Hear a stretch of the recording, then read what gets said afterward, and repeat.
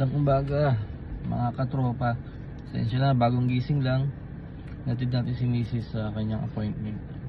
Pag-usapan muna natin yung bass guitar na ginamit ni Paul McCartney nung nasa Beatles pa siya, yung Hofner 500.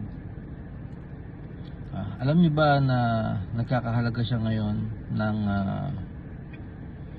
$12.6 million or more or less 560 million pesos na nabili niya sa halagang 30 euro noong 1961.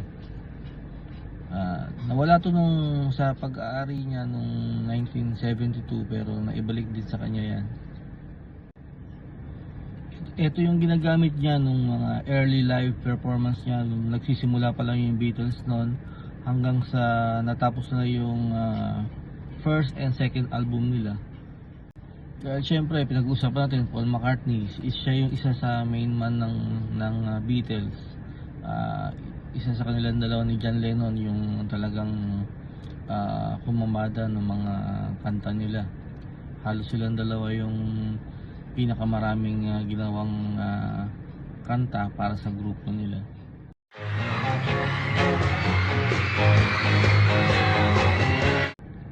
Alam nyo ba na hindi si Ringo Starr ang original na drummer ng Beatles? Si Peter Best ang kanilang original na drummer. Umalis siya sa Beatles at bumuo ng sarili niyang grupo, ang Pete Best Band.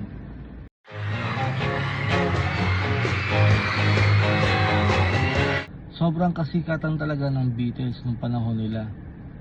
Alam nyo ba na ang first album nila na Please Please Me na na-release noong 1964 ay bumenta ng 4,600,000 copies, 1964 alone.